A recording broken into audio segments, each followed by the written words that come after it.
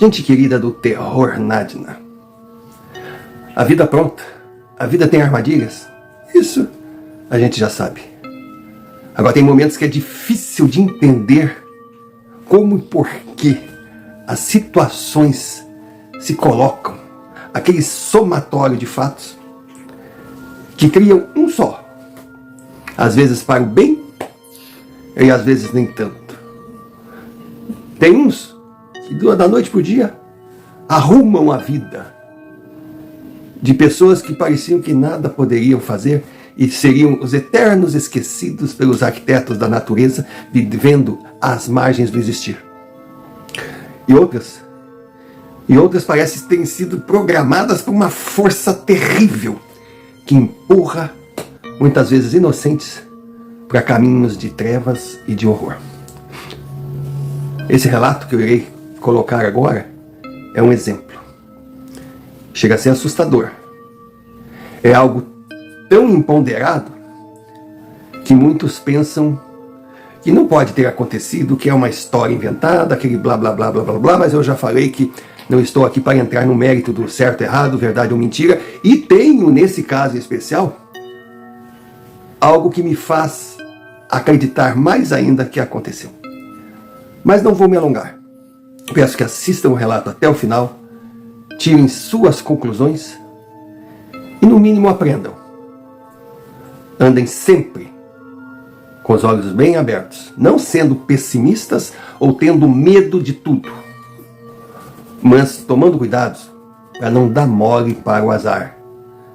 Porque o cemitério, as prisões, os hospícios estão lotados de pessoas honestas, do bem e cheias das melhores intenções.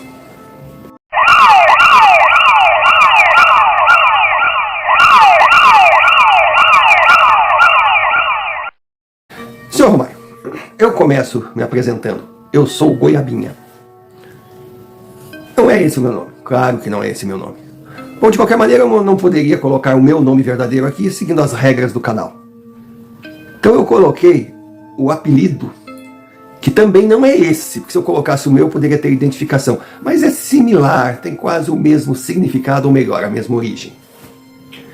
Eu começo explicando.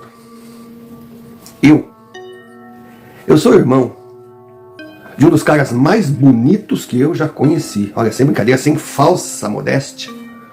Meu irmão era um cara muito bonito. Tanto que durante a minha vida, a minha maior virtude era ser irmão dele. Brincadeiras eu ouvia, muitos achavam engraçado, mas para mim doía. Diziam que o meu pai e minha mãe, quando foram fabricar o meu irmão, pensaram numa obra-prima. Fizeram o primeiro desenho, treinaram, cuidaram dos mínimos detalhes, que levaram um tempo, só a orelha parece que levou 4 dias, de tão perfeita. E ele nasceu. Ele nasceu dentro do planejado. Aí quando era para vir o segundo filho, leia-se eu, meu pai e minha mãe achavam que tinham aprendido como fazer.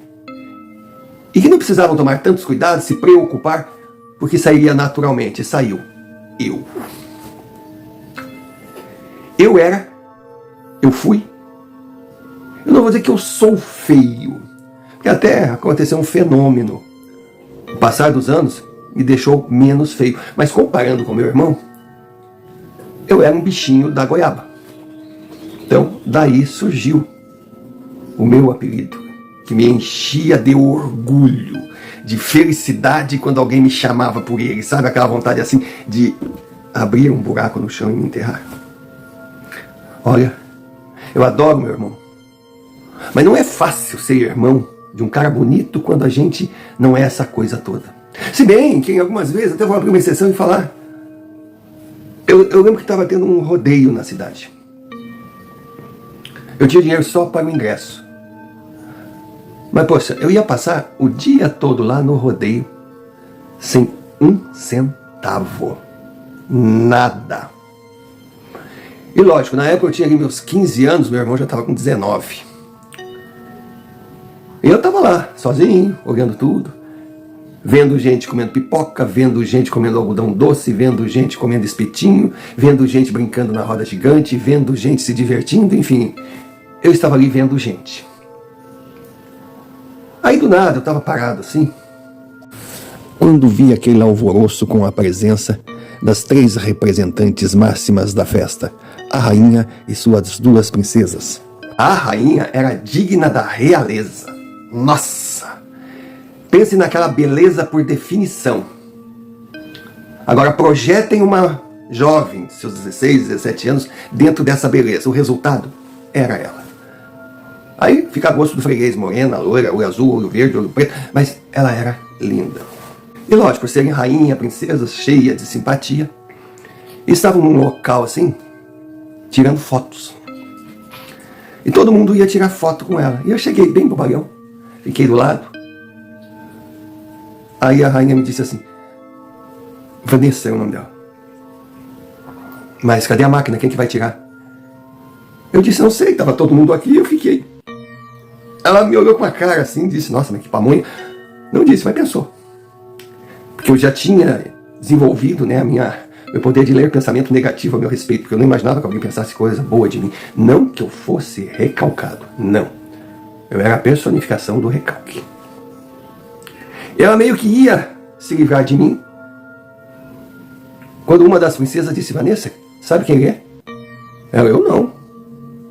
É o Goiabinha. Você sabe de quem ele é, irmão, né? Senhor Romário?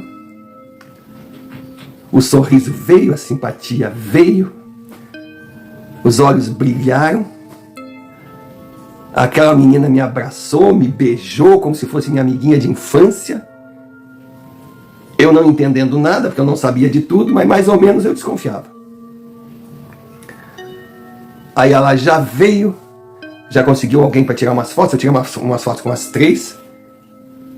Aí o cara fez questão de tirar uma foto comigo assim, eu parado rindo e ela dando um beijo em mim. Nossa, tava todo mundo olhando, o que ela quer com esse bichinho da goiaba aí? Aí ela ainda disse, ó, manda um beijo pro teu irmão, ó, manda pro teu irmão, não sei o que teu irmão. E olha, ela me conseguiu ingressos para todos os brinquedos e 5 vales refeição. Eu nunca comi tanto, nunca tomei tanto refrigerante na minha vida. É por aí, seu Romário. Tudo na vida tem o ônus e o bônus. Mas, meu irmão, para tristeza geral das meninas locais, 1 ano depois foi embora da cidade, seguiu a vida dele. Nunca foi um cara vaidoso, nunca se deixou levar pela estampa dele, tanto que eu dizia, nossa, Deus dá asa para quem não sabe voar, se eu tenho metade da beleza desse cara, eu estava na televisão, eu estava no cinema, eu estava desfilando, eu estava em capa de revista. Mas ele não queria aquilo, ele queria a vida dele. Estudou, trabalhou, casou. Realmente, com o tempo, eu passei a admirar o meu irmão, depois que eu pude administrar um pouco os ciúmes, querendo traduzir para inveja, não é exagero. Mas eu vi que ele era um cara tão bonito como ser humano, quanto a estampa. Minha cunhada, uma pessoa incrível. Meus sobrinhos me adoravam. E eu vi nos meus sobrinhos a mesma saga. Um puxou meu irmão, o outro puxou ao tio, tadinho. E a vida passou. E a minha infância, a minha juventude, foi nessa coisa de conflito. Mas cheguei aos 20 anos, fiz o ensino fundamental, não quis faculdade, mas sempre fui um excelente mecânico. Comecei a trabalhar numa oficina desde pequeno e me tornar um profissional de respeito. Já estava há muito tempo numa determinada oficina, quando fui contratado por um grupo gigantesco lá. Ganhava um bom salário, era um bom empregado. Claro que eu tinha aquela fama assim de esquisito, de cara cheio de segredos, de cara brigão, cara de poucos amigos. Bom, era resultado de uma infância assim não muito normal. Se bem que longe de ser anormal. Eu vivia muito dentro de mim, né? E as coisas aconteciam fora e eu não conseguia sentir as mudanças e as consequências das minhas atitudes. Mas eu achava que estava certo. Era tipo um ermitão com poucos amigos e tocava a minha vida. Comecei a namorar a Rafaela. uma menina muito legal, muito gente boa, a gente já estava há 1 ano namorando. E eu achava que tinha chances. Se bem que os amigos dela diziam: o que tu quer com esse esquisito? Esse esquisito aí só vai dar problema, esse cara não é muito normal não, olha a cara dele, olha, quem diz que ele é irmão, filho da mesma mãe, filho do mesmo pai, aquele monumento, aquele cara maravilhoso, aquele cara isso, aquele cara aquilo, e assim é a minha vida, na comparação. Então, como é que eu posso dizer? Chegou um determinado momento que eu me tornei adulto. Então todos aqueles fantasmas do passado no passado ficaram. Até aquela fatídica tarde. Sr. Romário, o que eu vou relatar, que até aqui pode até parecer bobagem, encheção de linguiça, mas o senhor vai ver no decorrer que complementa e traz assim uma compreensão maior do que me aconteceu. Mas muitos irão dizer que isso é uma coisa criada pela minha cabeça, isso é uma historinha, isso é coisa de filme. Então eu lhe mandei no e-mail não só o meu relato, mas mandei umas fotos minhas, lógico, eu não coloquei o rosto, mas com determinadas tatuagens e cicatrizes. Porque de onde eu venho, a palavra não vale nada. Tem que provar. E eu, embora saiba que seja verdade, saiba que o senhor iria respeitar o relato, que não ia me pedir provas, que eu confio no senhor, tanto que foi essa confiança que me fez escolher o seu canal para mandar a minha história. Mas como para mim é tão importante, eu queria que não restasse dúvidas. Porque, repito, sendo o senhor quem é, ao ver as fotos, o senhor vai saber aonde eu conquistei as marcas que mandei para o senhor. 27 de setembro, uma sexta-feira. Eu saía para almoçar em casa e voltava para a oficina. Voltava com a minha moto. Eu tinha uma 125 Trail Yamaha que eu adorava. E aí, como eu morava longe do trabalho, eu peguei a avenida principal e coisa, e assim, sabe, olhando os movimentos, tranquilo. Aí tinha uma avenida grande lá na minha cidade que liga 2 bairros importantes, mais o centro. E eu tô vindo. De repente, seu Romário, eu vejo nas minhas costas um barulho de pneu cantando, aquela coisa assim. Via que vinha.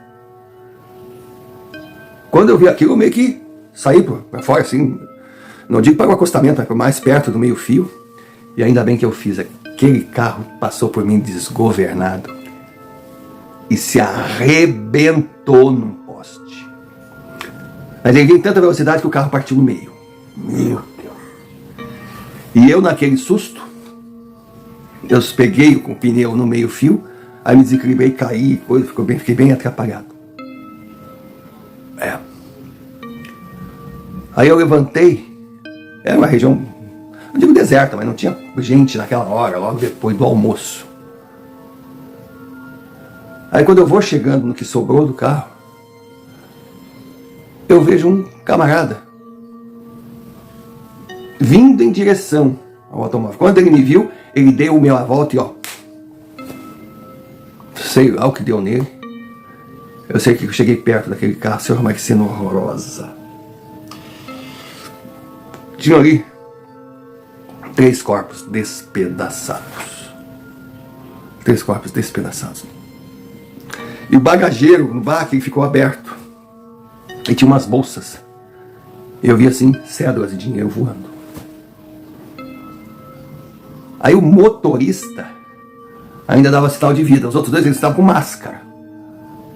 E o motorista foi, sabe, meio que se mexendo, gemendo. Aí eu nem precisei abrir a porta, que porta não existia. Eu cheguei perto dele. Pô, companheiro, fica frio, tu tá bem, tu vai se salvar. Quando eu vi na mão dele assim, tinha uma arma. Meu Deus, eu tentei, sabe, puxar o braço dele, tudo sangue. Horrível, horrível, eu não vou descrever a cena. Até que de repente o YouTube não gosta muito dessas coisas.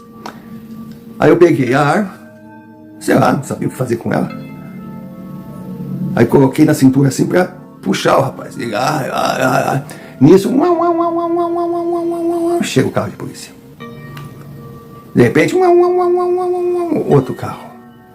Aí mão na cabeça, mão na cabeça, mão na cabeça, mão pra cima, botei a mão pra cima. Não, tem algum engano, eu só tava socorrendo. Bom, tava na cara que eu só tava socorrendo, porque se eu tivesse dentro do carro, eu não ia estar falando. Aí eles chegaram, meio que me empurraram, me botaram assim e me revistaram. Opa, brinquedinho, eu digo, é deles, cara, é deles. Eu tava tentando ajudar, ele tava segurando aquilo ali, cara, sabe, eu falava, eu já tava meio assustado. Aí de repente eles vão, mexe ali, morto. Os 3 ocupantes não tinham como estar vivo, tudo trancado, aqueles ferros. Coisa. Aí eles foram no bagageiro, porque tinha aquelas cédulas de dinheiro no chão, assim. Aí eu tô ali, meio que imprensado, o cara me revistando, fazendo, mas eu olhei. Quando eu olhei, eu vi um dos polícias pegar 2 bolsas, seguramente de dinheiro, e levar pro carro da polícia.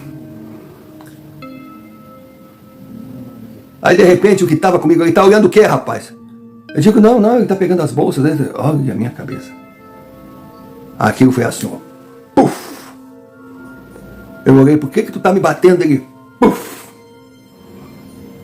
Olha, eu acho que aquele cara fez curso superior com pós-graduação no quinto dos infernos para chegar ao ponto que ele chegou, para saber bater tão forte e colocado. Eu apaguei. E quando acordei, eu estava sacudindo de um lado para outro no carro da polícia, todo machucado. Aí um daqueles caras olhou para mim: tu não fala em bolsa de dinheiro se tu quer continuar vivo amanhã. Eu disse, mas eu nem sei se era bolsa de dinheiro. Que bolsa de dinheiro? Eu disse que ele estava levando bolsas. Nem sei o que tinha dentro da bolsa. Aí um olhou pro outro olhou pro um, tipo, ih, falamos bobagem. Mas já tinha falado. E a bobagem já estava pronta. Seu Romário, com o tempo, eu fui conhecer o resumo da ópera. Aquele carro havia assaltado um banco. Só que o assalto não correu do jeito que eles esperavam. A polícia chegou, teve tiroteio. E teve uma morte nesse tiroteio de um policial. E a arma que matou aquele policial era a que estava na minha cintura. Bom, sendo rápido, porque o senhor costuma fazer assim vídeos em 2 partes, 3 partes, 4 partes, né? Porque até explicou, não pode ser vídeos muito longos, porque o senhor não tem esse poder de subir vídeos longos para o YouTube. Então, se eu for dar os detalhes, o senhor vai ter que editar uma novela. Eu sei que a história oficial é que eu era um dos membros da quadrilha. Que eu era uma espécie de batedor. E vinha acompanhando o carro de moto, só que atrás. Aí quando o carro se espatifou, eu deixei a moto, fui lá prestar socorro. Aí como não consegui, eu tentei fugir com 2 bolsas. Só que eu fui pego com as bolsas e a arma na cintura. Agora, outras bolsas de dinheiro que desapareceram, existia uma grande desconfiança que tinha outro carro envolvido e que ela foi com esse carro.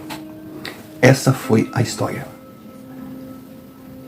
Aqueles sujeitos de farda, que aquilo não é polícia, aquele sujeito de farda, não satisfeitos em me ferrar, eles queriam calar a minha boca mesmo. Então eles me colocaram, como além de assaltante, o cara que tirou a vida de um polícia. O senhor sabe o que significa isso, né? Olha, eu apanhei naquela delegacia. Apanhei muito. Eles tinham que me proteger. Porque o policial morto, esse cara era um cara muito legal, muito gente boa. O cara estava prestes a aposentar, tinha filhos, também na polícia, tinha netos. Bom, eu virei manchete em jornal. Eu já estava condenado antes de ser julgado. Aí como eu não tinha dinheiro para pagar um advogado, olha, sendo acusado de um cara que roubou um banco, que fugiu com bolsa, não tinha dinheiro para pagar um advogado, veio um da Defensoria Pública, que até poderia ser bom advogado, mas não estava nem um pouco interessado em me tirar da reta.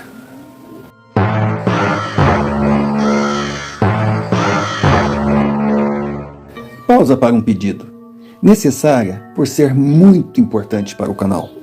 Se você ainda não é inscrito, inscreva-se, deixe o seu like, comente, compartilhe, clique sino de notificações para receber mais vídeos produzidos por nós. E se achar que merecemos, envie-nos um Pix, QR Code na tela, como também a chave. Você escolhe o caminho. Qualquer quantia será bem-vinda. Importante também é que você lembre de hypar o vídeo. E se desejar se associar à Confraria Nadina, será muito bem-vindo. Seja membro por apenas R$ 4,99. Em troca nós não temos muito a oferecer, mas já existe uma grade de vídeos extras exclusivos para os membros. E é claro que não podemos deixar de agradecer sempre aqueles que enviam os seus relatos via e-mail, o e-mail que está aqui na tela. São essas experiências o combustível que move a engrenagem. Dado o recado, voltemos ao relato. E desde já deixamos o nosso muito obrigado. Muito obrigado por estar aqui, por ser um Nadina, pois você é a razão do canal existir. Aí veio com aquela história, vamos conversar. Para mim não interessa se tu é inocente ou culpado. A minha função é tentar te livrar. Se não conseguir te inocentar, conseguir a menor pena possível. Mas eu quero que tu me conte a verdade. Eu repetia sempre a mesma história, sempre a mesma história, sempre a mesma história. Foi quando me levaram para um interrogatório, depois de vários, que tinham surgido outras provas contra mim. Aí a pergunta, a presença do promotor, aquela coisa toda, os caras me interrogando, e a pergunta feita foi se eu conhecia os envolvidos no roubo, os membros, os caras lá de dentro do carro. Eu digo, eu não, mas também não sei nem como dizer, eles estavam com gorro, né? Sei lá se eu conhecia aqueles caras, só que daí me disseram, mas não eram 3 homens. Eram 2 homens e uma moça. Aí eu digo, piorou. Aí mostraram a foto da moça. Quando mostraram a foto da moça, conhece? Eu achei familiar, mas não, sabe? Não sei, acho que não. Aí, seu Romário, eu não sei com que cargas d'água o que aconteceu. Que me mostraram a foto sendo beijado pela rainha. E era a rainha que estava morta dentro daquele carro. Aí a casa caiu. Aí eu comecei a gaguejar, eu disse que não, eu não a conhecia. Aí vem aquela história, quando eles querem que tu confesse alguma coisa, eles te cortam, eles não deixam tu explicar, eles fazem 30 perguntas ao mesmo tempo, de repente tu não sabe o que tu está respondendo, tu está totalmente perdido. Mas como que não conhece? Isso é bem íntimo. Essa menina foi rainha numa festa de rodeio, assim, eu tava lá, ela me deu esse beijo, mas ela tava lá tirando fotos com todo mundo, aí a outra já dizia, nossa, que rainha dada, ela beijava todo mundo, até os estranhos. Eu digo, pelo amor de Deus, não é nada disso, mas eu não queria citar o meu irmão. Vai que de repente eu envolvo meu irmão nessa coisa toda. Aí, sabe, eu acho que o que eu falava não dava como verdade absoluta, que eu não conseguia explicar aquele carinho daquela moça me dando aquele beijo. Bom, resultado. Eu fui condenado por assalto a banco e homicídio. Seu Romário, por ser policial, a vítima ninguém se esforçou em amenizar. E eu peguei 23 anos com um agravante. Daqueles que prestaram socorro, que estavam ali, que pegaram 2 bolsas, eles criaram uma cena totalmente diferente, dizendo que quando eles chegaram, eu troquei tiro com eles, eles me ferraram. Foi quando eu levei o maior susto, eu vi que eu estava sozinho, que o tal do advogado que estava me defendendo, antes da condenação sair, ele perguntou se eu lembrava de alguma coisa que não contei. Aí eu disse, não, acho que eu contei tudo. Então, se você não falou das bolsas, é melhor não falar, para poder cumprir a sua pena em paz. Aí eu vi no que eu tinha me metido. Nem meu pai, nem minha mãe acreditaram na minha inocência. Porque era muita prova. Eles só diziam: meu filho, por que tu vai se meter nisso? Meu filho, tudo bem. A gente errou contigo, a gente paparicou muito teu irmão, a gente sabe de muitos problemas que você teve, mas não precisava. Sabe, aquelas palavras não me doíam, o que doía era eles não acreditarem em mim. Aí eu deixei pra lá. Deixei pra lá e depois de muito apanhar em delegacia, eu consegui chegar na penitenciária. E é aí que começou o meu sofrimento. Primeiro, fui colocado numa cela que tinha uns 15. E eles se revezavam em me bater. Porque o objetivo deles era eu contar aonde estava a minha parte no dinheiro do roubo. E eu dizia que não tinha participado, que eu não tinha dinheiro, e quanto mais eu negava, mais eu apanhava. Eu apanhei muito. E olha, seu Romário, eu acredito que não precise também entrar em detalhes quando eu disser para o senhor que eu gostaria muito que o meu único sofrimento lá dentro tivesse sido as surras que eu levei. Que aí eu já estava todo quebrado, todo arranhado, todo ferrado, já estava sem dente, já estava... Ninguém dava a mínima para mim. Queriam mesmo que eu desocupasse o espaço. Só lembrava que eu era o homem que tinha acabado com a vida de um policial que todos gostavam. E não era o meu maior sofrimento essas surras. O senhor sabe do que eu estou falando. Durante meses, eles fizeram filas para se aproveitar de mim. Eu sofri os maiores abusos que um ser humano podia pensar em sofrer. Chegou um determinado momento que eu não sentia mais dor, que eu não sentia mais nojo daquilo que faziam comigo. Eu não sentia, eu deixei de sentir. A única coisa que eu queria é que algum deles com uma doença horrorosa me contaminasse para eu ir embora, ou que de repente um guarda daqueles, não aguentando mais ver minha cara, acabasse comigo. Ou até mesmo que naquela surra surgisse alguma coisa, alguma doença, coisa que eu, enfim, que encurtasse meu sofrimento. Se eu pensei em me autodeletar 24 horas por dia, todos os dias, mas a única coisa ainda que eu preservava era a minha fé em Deus, que Ele me daria um fim digno, que Ele sabia que eu não tinha feito nada daquilo e que eu não sairia da minha vida, se é que aquilo pode ser chamado de vida, pela porta dos fundos. E aí eu lembro, seu Romário, que teve um dia que aconteceu uma coisa muito estranha. Eu estava andando no pátio assim, eu andava que nem um zumbi, para lá e para cá, todo mundo olhava. Eu já estava lá dentro uns 2 primeiros e piores anos da minha vida. Não tinha mais onde não ia, minhas mãos estavam quebradas, sabe, foram calcificadas de forma errada, eu puxava por uma perna, eu sentia dores nos rins, eu estava um trapo. Tanto que a minha namorada, abençoada, ela queria me visitar, eu proibi que ela fosse, que eu não queria mais que ela me visse daquele jeito, e ela não me largou. Essa não me decepcionou. Como eu me negava a recebê-la, ela me escrevia cartas. As cartas caíam nas mãos erradas, eles diziam: você quer a carta só não, então diz onde você botou o dinheiro. Sabe aquela coisa assim? Sabe aquela pressão? E eu dizia: eu não tenho dinheiro, eu não participei daquele roubo. Aos poucos, eu percebi que começaram a me largar de mão. Porque para o amor, eu já tinha deixado de ser interessante, porque eu não era mais um menino bonitinho, novinho. Tinham novas presas chegando, e eu estava um trapo. E com relação a dinheiro, teve uma vez no refeitório que eu ouvi um zum dizendo: esse ninguém aguenta o que ele está aguentando. Eu estou quase acreditando que ele não tem dinheiro. Claro, as opiniões se dividiam, mas já estava mais ameno. Só que eu, andando naquele pátio, Eu vi uma coisa difícil de se ver. Uma pedra solta. Aí quem já esteve no lugar desse sabe, tudo que é diferente chama atenção. Eu peguei aquela pedra. Nisso, veio um daqueles gorilas que foi um dos que mais se aproveitou de mim.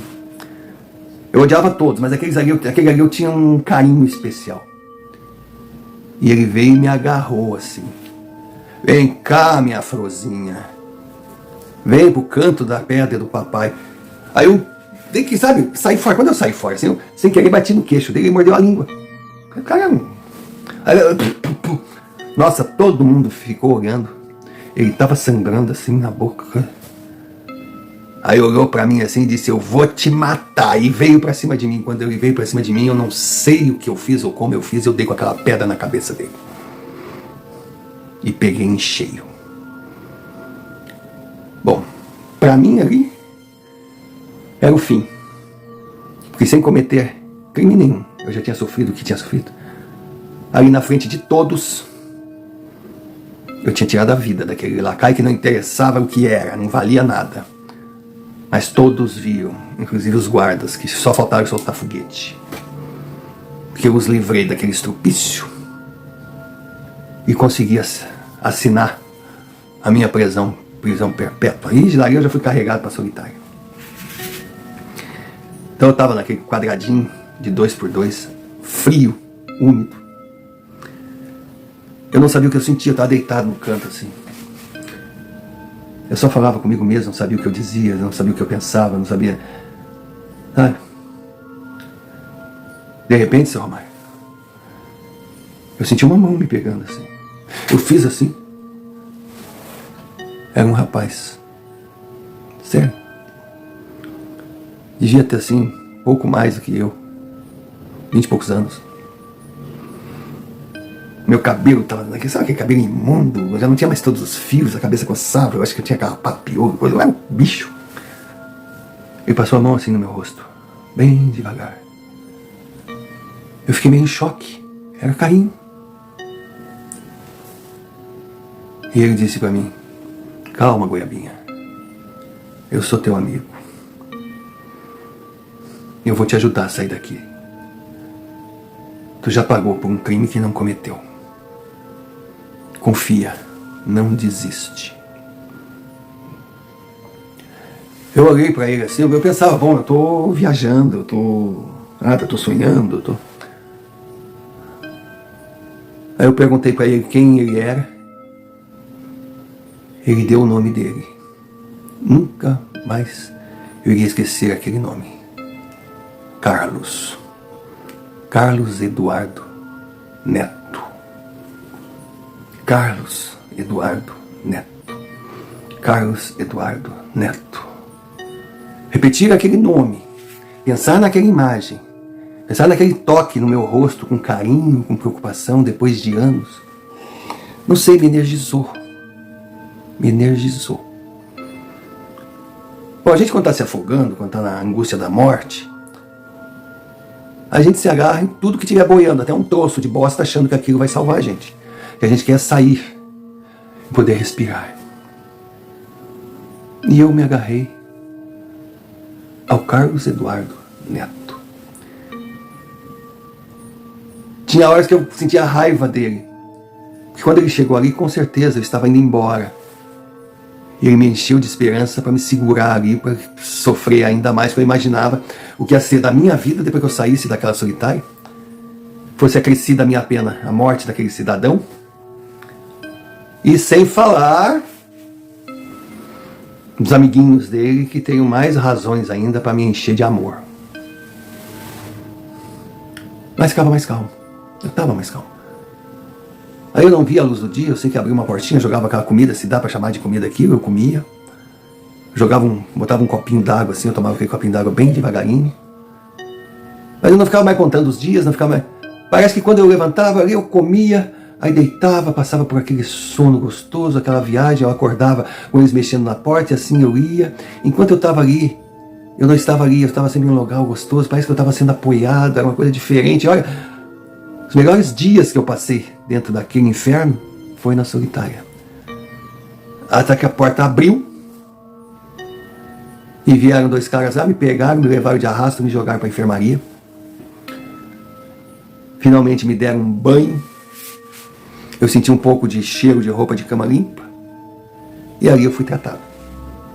Senhor Mário, não me pergunte o tempo que eu fiquei na solitária, o tempo que eu fiquei na enfermaria. A única coisa que ele não tem é noção de tempo. Uma coisa estranha, não dá para explicar. Eu sei que na enfermaria, eu saí dali, não fui levado para a mesma cela, para o mesmo corredor, para o mesmo pavilhão, porque sabiam que eu ia durar muito pouco ali. Então eu estava até num local mais ajeitadinho, que eu nem sabia que tinha lá dentro. E de repente eu me vi numa cela que tinha 4 pedras, assim, 2 beliches para 4. E eu tinha só um companheiro de cela ali, que era um cara muito gente boa. Quer dizer, gente boa em termos. Mas ali, ele era um cara para mim inofensivo.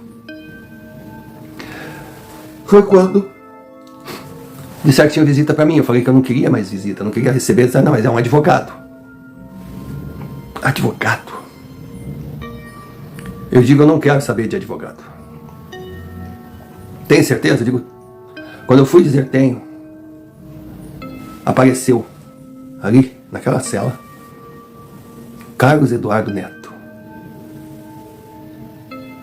Eu olhei para ele assim, você?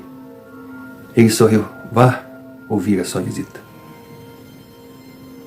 Aí o guarda que estava ali, tu tá falando com quem? Aí eu disse, é com o meu demônio de estimação. O cara fazia assim, sai fora, rapaz, sai fora, sai. Aí eu tive que rir, disse, eu vou contigo. E fui. Quando eu cheguei lá, senhor Romário, era aquele meu advogado, nervoso, preocupado, tinha me levado chocolate, nossa, tinha me levado uns 2 pacotes de cigarro lá dentro era dinheiro, então eu estava milionário.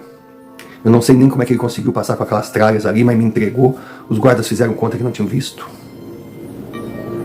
Aí eu fiquei pensando, mas é meu aniversário, o que está acontecendo? Ele preocupado, pedia que eu segurasse a dele, que ele poderia perder a OAB, porque ele sabe que falou comigo, porque ele estava nervoso. E eu não entendia nada. Olha, ele saiu, me deixou os presentes. Não deu uma semana, outra visita. Eu digo, meu Deus do céu, eu virei personalidade agora. O senhor Romário era o promotor. E aí eu fiquei sabendo de uma história. Que eu pensava, poxa, isso aí não está acontecendo. Um carro de patrulha comum circulava pela cidade. Quando viram uma criatura, figurinha carimbada, aquele tipo assim que a capivara é quilométrica, em cima de uma moto, mas não uma moto, uma Kawasaki. Aí lógico, sirene, emparedaram. Aí o cara cometeu o maior dos erros dele. Provou que a moto não era roubada, que era dele. Depois ficaram sabendo que além daquela moto, ele tinha comprado um bom apartamento de 2 quartos numa rua próxima ali, que era um bairro classe média. O apartamento ali não era barato, e com detalhe, ele tinha pago a moto e o apartamento cash, uma em cima da outra. É muita burrice, né? Claro que pediu para ele explicar. Herança não daria certo, loteria era manjado. Apertaram e ele contou que 5 anos antes ele estava indo na sua bicicleta quando viu um carro entrar em alta velocidade e se chocar no poste. Ao ver aquilo, ele estava próximo, ele chegou com a bicicleta, viu aquela cena deplorável, viu dinheiro voando assim e viu bolsas no porta-mala. Quando ele olhou aquelas bolsas, estavam cheias de dinheiro. Ele pegou as 2 primeiras, correu e mocosou. Quando pensou em voltar e pegar outras bolsas, ele viu um lacaio, que não deveria estar ali, se levantando da moto lá, meio sem saber o que estava acontecendo. Aí quando ele, vamos traduzir, me viu, ele saiu no sentido contrário, foi pedalando e viu a polícia chegar.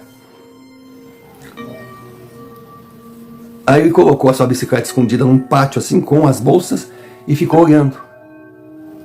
Aí viu tudo aquilo acontecer. O cara da moto, eu, sendo emparedado, e um policial indo no porta-mala ali, pegando mais 2 sacolas, jogando no carro de polícia, e de repente viu os policiais batendo num cara que não tinha nada a ver. Seu Romário. O cara que saiu em direção contrária era um vagabundinho da região. Foi o cara que se apossou ilegalmente de 2 sacolas de dinheiro roubado e se transformou na minha salvação. Porque, pasmem, quando ele contou aquela história que foi para o jornal, teoricamente, ele sumiria e não aconteceria nada. Mas outras testemunhas surgiram, encorajadas, contaram a mesma história, e tinha até uma que morava num prédio ali perto que tinha fotografado a cena. Senhor Romário. O promotor estava ali para dizer que reabririam o meu caso. E que não restava dúvidas que o Estado tinha cometido um grande erro. E que eu teria todo o direito de que, se desejasse, pedir uma grande indenização. E ele seria um que iria me apoiar. Porque a coisa que ele mais odiava era policial corrupto, era esquemas dentro da sociedade, era isso, era aquilo outro. Que tinham muito mais pessoas envolvidas, inclusive o advogado que era para me defender na época, se vendeu.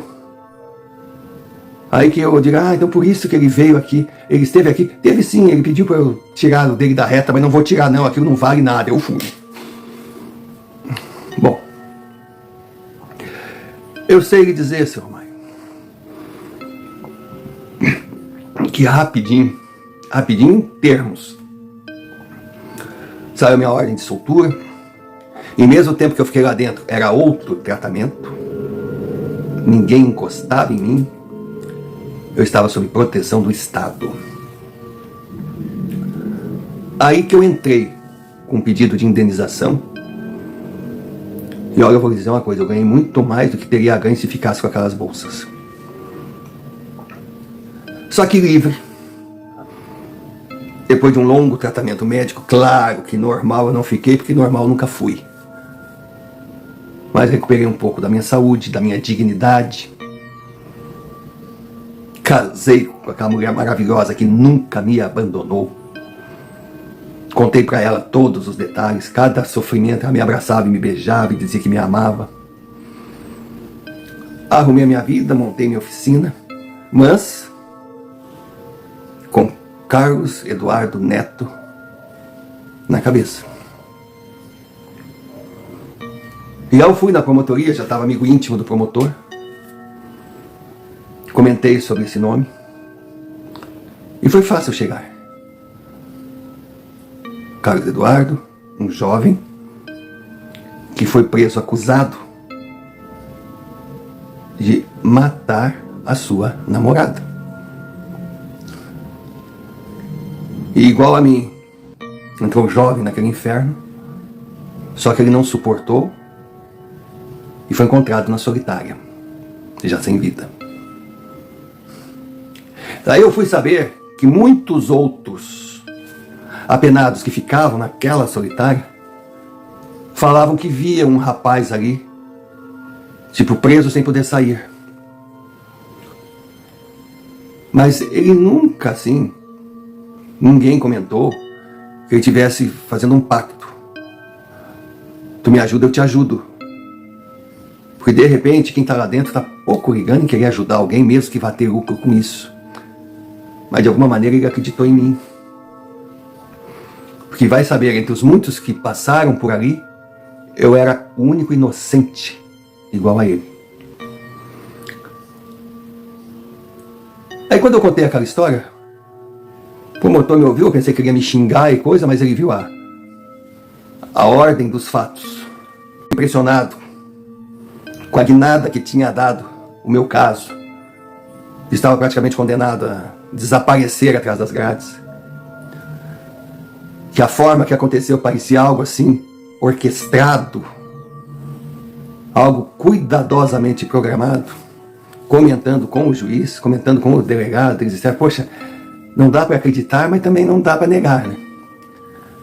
Aí resolveram reabrir o caso do Carlos Eduardo Neto.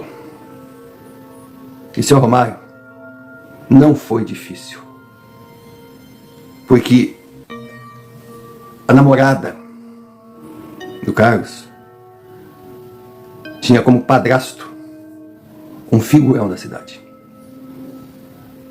E ele, durante uma determinada época, tentou ser mais que o padrasto da menina. Foi quando ela começou a namorar o Carlos. Aí ameaçou contar pra ele. O figurão não gostou da história. Aí disse que numa noite fatídica lá, aconteceu o pior. E ele jogou a culpa no rapaz, porque assim conseguiu se livrar de 2 problemas ao mesmo tempo. E ninguém investigou muito em se tratar de uma pessoa muito importante. Só que da mesma forma que o Carlos cuidou, porque a justiça fosse feita no meu caso, eu cuidei. Eu gastei boa parte do dinheiro que tinha ganho para levar o caso adiante. Eu cheguei a ser ameaçado, mas fui até o final. E o sujeito foi condenado. Quando a condenação saiu, aquilo foi um alívio para mim, uma missão cumprida. Aí eu lembro que eu cheguei em casa, minha esposa não estava. Aí eu tinha uma cervejinha gelada, embora não fosse de beber, deu vontade de tomar aquela cervejinha gelada. Botei no copo, sentei no meu sofá e ali estava Carlos na minha frente. Ele me olhou. Eu disse, tudo bem, Carlos? Ele, é uma pena que eu não possa provar dessa cerveja. Ela parece estar muito gostosa. Mas sinta como se eu estivesse aí do teu lado, tomando uma gelada e comemorando. Porque a justiça foi feita. E nós dois estamos livres, meu amigo. Aí eu disse, mas o que aconteceu comigo foi graças a você. Ele simplesmente disse, e depois de anos, eu consegui sair de uma solitária, fria, imunda e cheia de energias negativas, graças a você. Obrigado por não me decepcionar. Fique em paz. Eu disse, então vá em paz, meu querido. Pode ter certeza que se eu tiver um filho, eu vou colocar o teu nome. Ele olhou para mim assim e disse, então prepare as fraldas, que você nunca poderá comemorar o fato do nascimento do seu primeiro filho. A princípio eu não entendi. Mas claro, um mês depois minha esposa disse que estava grávida e de cara vieram 3. E hoje eu estou velho.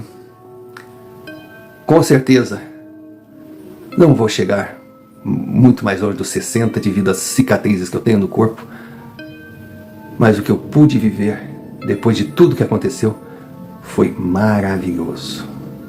Minha casa, meu trabalho, minha esposa e meus 7 filhos.